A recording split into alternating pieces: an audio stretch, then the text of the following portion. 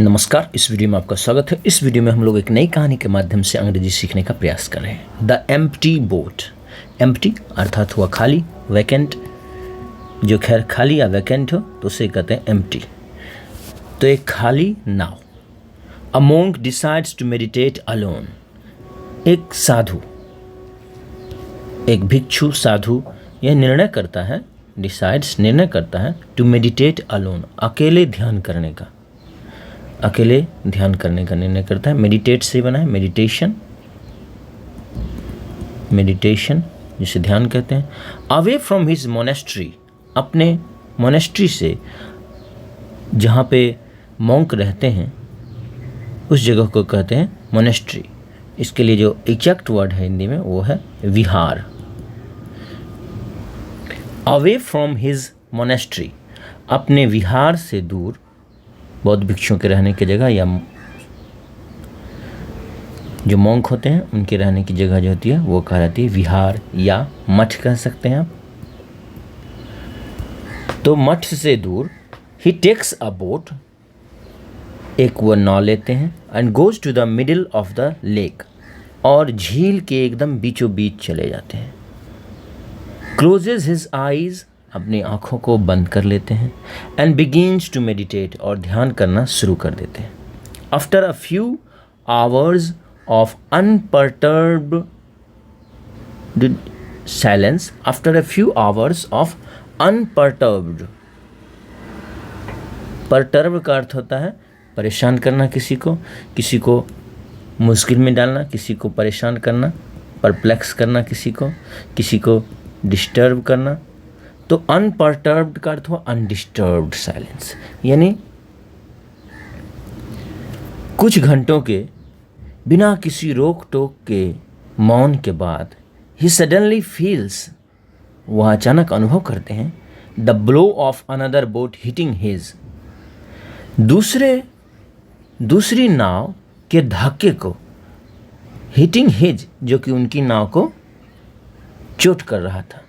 Blow का अर्थ हुआ hit कर, जो धक्का लगता है वो, जैसे बॉक्सिंग का एक मुक्का लग जाना भी, उसमें भी ब्लो का यूज किया जाता है।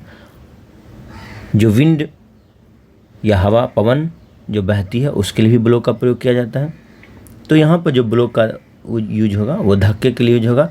इसका हालांकि मुक्के के लिए भी प्रयोग होता है, तो यहाँ पर होगा धक्का।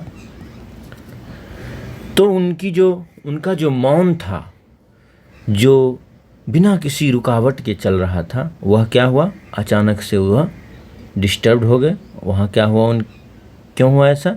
क्योंकि नाव जो है, दूसरी नाव जो थी वह उनकी नाव को धक्के लगा रही थी, तो उस धक्के का अनुभव करते हैं। With his eyes still closed, और अपनी आँखों को अभी भी वो बंद किए हुए हैं। He feels his anger rising, और वो अनुभव करते हैं कि उनका गुस्सा जो है वो बढ़ रहा है। एंगर यानी गुस्सा, और एंगर से ही बना है एंग्री, क्रुद्ध जो होता है वह हुआ एंग्री, और एंगर जो हुआ वह क्या हुआ, वो हुआ क्रोध। एंगर राइजिंग, क्रोध जो है उनका क्या हो रहा है, वो बढ़ रहा है। And when he opens his eyes, और जब वो अपनी आँखों को खोलते हैं, he is ready to shot at the boatman, और वो तैयार है गुस्साने के लिए, शॉट एट चिल्लाने के लिए, एट द बोटमैन, किस पर, तो नाव वाले पर। Who dare to disturb his meditation, जिसने कि ये साहस किया, डेयर से हुआ साहस करना, डेयर से, इसी से बना है डेयरिंग, साहसिक कार्य, जैसे डेयरिंग वर्क, डेयरिंग अटेम्प्ट, और इसी से बना है डेयर डेविल, जो दुस्साहस करते हैं, जो बहुत ही खतरनाक एक्शन करते हैं, उनके लिए भी डेयर डेविल का यूज किया जाता है। जो बहुत ही साहस होते हैं, मतलब इतना खतरनाक वो लगता है कि डेविल ही इतना डेयर कर सकता है ना, शैतान ही इतना साहस कर सकता है, तो डेयर डेविल उनके लिए प्रयोग किया जाता है। कई बार जो बिना सोचे समझे कोई साहस का काम दिखाते हैं, उनके लिए भी डेयर डेविल का प्रयोग किया जाता है। तो जो भिक्षु हैं वो उस नाव वाले पर गुस्सा होने के लिए, वो नाव वाले पर चिल्लाने के लिए जो है वो तैयार हैं, जिसने कि क्या किया है, जिसने कि उनके ध्यान को भंग किया है, डिस्टर्ब किया है। तो डिस्टर्ब का अर्थ है व्यवधान डालना, है ना, व्यवधान डालना। तो जिसने उनके ध्यान में व्यवधान डाला है, बाधा डाली है, उसको वह चिल्लाने के लिए तैयार है। But as he opens his eyes, लेकिन जो ही वो अपनी आंखें खोलते हैं, and he sees that it is an empty boat, और वो क्या देखते हैं कि यह एक खाली नाव है, नॉट टाइड अप, और किसी चीज़ से बंधी हुई नहीं है, floating in the middle of the lake, और झील के बीचों बीच क्या हो रही है, वो फ्लोट कर रही है, तैर रही है। तो कोई चीज़ जब पानी के ऊपरी हिस्से पर तैरती है तो वो फ्लोट करती है। एट दैट मोमेंट, और उस पल, the monk achieves self realisation, और उस पल में भिक्षु ने सेल्फ रियलाइजेशन, आत्मबोध, यानी खुद को पहचान जाना, खुद को समझ लेना, आत्मबोध को प्राप्त कर लिया। And understands that anger is with in him, और वो समझ गए कि क्रोध इज विद इन हिम, उनके भीतर ही है। It simply needs to get hit by an external object to provoke it.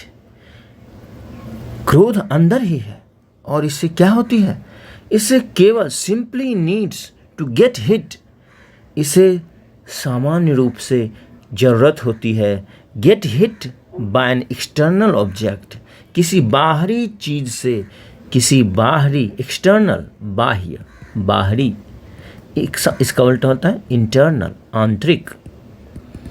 तो किसी बाहरी वस्तु से, ऑब्जेक्ट, वस्तु से इसे टकराने की, इससे टक्कर लगने की जरूरत होती है। टू प्रोवोक इट, इसको उत्तेजित करने के लिए। प्रोवोकेशन, प्रोवोक से हुआ प्रोवोकेशन, किसी को उत्तेजित करना, किसी को भड़काना, तो उत्तेजित करना, भड़काना। तो इसे भड़काने के लिए किसी बाहरी वस्तु से टक्कर लगने की जरूरत होती है, बस।